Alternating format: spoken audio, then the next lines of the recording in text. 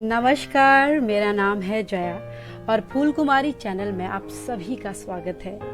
And I hope आपको मेरी कहानियां पसंद आ रही होंगी। एंड आई होप आपने अपने अंदर रह रहे उस अजनबी इंसान को एक सेकंड के लिए तो हेलो जरूर कहा होगा। एंड आई एम श्योर अपनी हंसी को आपने थैंक्स जरूर कहा होगा, और नहीं भी कहा होगा तो सोचा तो होगा ही कि मुश्किल वक्त में भी हंसने हंसाने से कई रास्ते आसान हो जाते हैं। दोस्तों, ये जो कहानियां हैं ना, इन सबके किरदार हमारे ही आसपास मंडराते रहते हैं। Each of us is a story, और आज की कहानी का किरदार खुद मैं हूँ। जी हाँ, आज मैं आपको अपने संघर्ष के दिनों के कुछ किस्से सुनाऊंगी। करियर की शुरुआत में मैंने भी काफी संघर्ष किए, जैसा कि अमूमन सब लोग करते हैं। पर लड़कियों के लिए वो संघर्ष और भी मुश्किल हो जाते हैं। जहां लड़कों के लिए मुद्दा अधिकतर सैलरी कम और ज्यादा का होता है, वहीं लड़कियों के लिए या औरतों के लिए सैलरी के साथ मुद्दा उनके अस्तित्व की लड़ाई का भी होता है, कॉम्प्रोमाइजेस करें कि नहीं का भी होता है, खुद को ताक में रखने का भी होता है, छलावों से बचकर निकल जाने का भी होता है, खुद को घर से अलग सपनों की दुनिया को हकीकत में बनाने का भी होता है। मैं कंपैरिजन नहीं कर रही हूँ, एक औरत हूं तो औरत का संघर्ष बयान कर रही हूं। संघर्ष और सपना दोनों बड़े अपोजिट से लगते हैं मुझे, पर बिना सपने देखे संघर्ष कैसे करेंगे आप? कुछ वजह तो होनी चाहिए संघर्ष करने की, और उसके लिए सपना देखना बहुत जरूरी है। वैसे सपने सभी देखते हैं, औरत, आदमी, बच्चे, लड़का, लड़की, सब। पर शायद आधे लोगों के सपने तो बस इसीलिए मर जाते हैं क्योंकि वो अपने आप को घर से, परिवार से अलग ही नहीं कर पाते। मेरा ये मानना है कि हम जब घर के ऐशो आराम से दूर अपनी अलग जिंदगी गुजर बसर करते हैं, तभी शायद जिंदगी जीने के मायने समझ आते हैं। अपनी परख शायद तभी होती है, संघर्ष का स्वाद शायद तब तक समझ भी नहीं आता।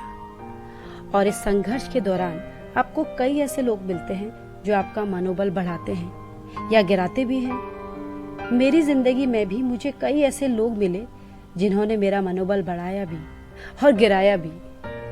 मेरी जिंदगी के ऐसे ही 2 किस्से मैं आपको आज बताने वाली हूँ। मेरा पहला किस्सा उन दिनों का है जब मैं रेडियो में एज एन अनाउंसर काम करती थी।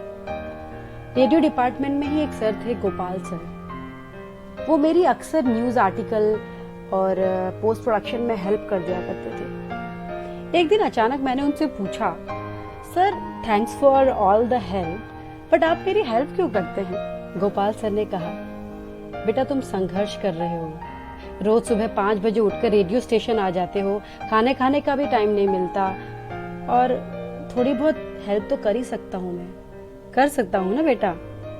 वाह, गोपाल सर के वो 5 शब्द, तुम संघर्ष कर रहे हो, इन 5 शब्दों ने न जाने कितनी बार मेरी टूटी हुई हिम्मत को भरोसा दिलाया था। फिर तो स्ट्रगल वर्ड से भी तसल्ली से मिलती थी मुझे कि चलो स्ट्रगल तो कर ही रहे हैं, लाइफ में जो होगा देखा जाएगा, पर स्ट्रगल नहीं छोड़नी है। पर मेरी लाइफ में ऐसे मोमेंट भी आए जब बड़े शहर में टिकना मुश्किल हो रहा था, पर अगर बड़े शहरों में रहकर नौकरी ना करी तो समझो जिंदगी बेकार थी। और शहरों का तो पता नहीं, पर दिल्ली, मुंबई जैसे शहरों में बिना किसी नौकरी के टिकना आसान नहीं, समझिए नामुमकिन है। तो इसी संघर्ष के दौर में मेरी दूरदर्शन विभाग के एक सीनियर रेडियो प्रोड्यूसर से बड़ी मुश्किल से मीटिंग फिक्स हुई। मैं अपनी दोस्त माधुरी को भी अपने साथ लेकर ऑफिस पहुंची। 10 मिनट की इस मुलाकात में सर ने इतनी बार टच में रहना पड़ेगा कहा, ये हम गिन ही नहीं पाए। ही सेड, टैलेंट और डिग्री ये सब तो ठीक है गर्ल्स, बट टच में रहे बिना नौकरी कहाँ मिल पाती है। चलो बाकी बातें कैंटीन में करते हैं, यहाँ खड़े रहकर बात करना ठीक नहीं है।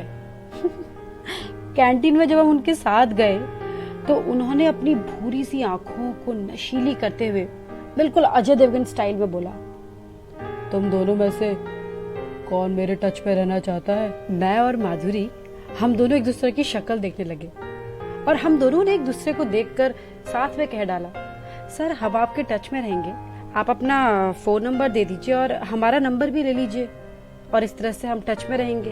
अपने सफेद बालों को पीछे झटक कर उन्होंने अपना हाथ मेरे हाथ के ऊपर रख दिया और कहा, तुम्हें नौकरी चाहिए ना? आई सेड यस सर, हम दोनों को चाहिए। और मैंने बड़ी ही अनकंफर्टेबल तरीके से अपना हाथ किसी तरह छुड़ा लिया। फिर ही सेड, ऐसे हाथ छुड़ाओगे और टच में नहीं रहोगे तो नौकरी कैसे मिलेगी। उनकी बातों से अब समझ आ गया था वो कैसे टच की बात कर रहे थे। माधुरी ने मुझे ब्लैंक रिंग करी और मैंने फोन उठाकर कहा एक्सक्यूज मी सर, घर से कॉल है, और उठकर वहां से चली गई। मेरे पीछे पीछे माधुरी भी बाहर कॉरिडोर में आ गई और हम दोनों वहां से निकल गए। माधुरी सेठ सर कह रहे थे टच में रहोगे तो जॉब्स का पता चल जाएगा, बाकी तुम दोनों देख लो। And further he said touch में रहना आज की जरूरत है यार। टच टच टच टच में तो रहना ही पड़ेगा। इस टच शब्द को उस अधेड़ उम्र के टीवी प्रोड्यूसर ने इतनी बार इस्तेमाल किया कि ये मैं भी नहीं गिन पाई और मेरी सहयोगी माधुरी भी नहीं। यानी अगर उनके प्रोग्राम में काम करना है तो उनके टच में रहना पड़ेगा। हम तो इतनी असमंजस में थे कि आखिर ये किस तरह के टच की बात कर रहा था। हमारी डिक्शनरी तो फेल हो गई। इतनी अधेड़ उम्र के उस व्यक्ति के बारे में ऐसा सोचे भी तो कैसे। हमारे बाप की उम्र से भी बड़ा लग रहा था। अपनी उम्र को धत्ता बताते हुए एक ही राग अलापने का मतलब कुछ ही मिनटों में समझ में आ गया। उनके आखिरी शब्द तुम दोनों मेरे टच में रहना ऑफिस के गेट के बाहर निकलने के बाद भी कानों में गूंज रहे थे। वहां से हम नमस्कार कहकर तो निकल गए और चाय की टपरी के पास बैठकर खूब हंसे। टच में जरूर रहना, तुम दोनों मेरे टच में जरूर रहना। माय गॉड, उस अधेड़ उम्र व्यक्ति के ये शब्द सुनकर उस दिन हम खूब हंसे और हमारी हंसी कब मासूमियत में बदल गई और मासूमियत गहरे गम के सागर में डूब गई। मैं और माधुरी दोनों सोचने लगे, नौकरी अगर ऐसे ही मिलेगी तो नौकरी तो हमारी लगेगी नहीं। और फिर हंसी आती थी और लगता था हम तो बिना टच के ही ठीक है।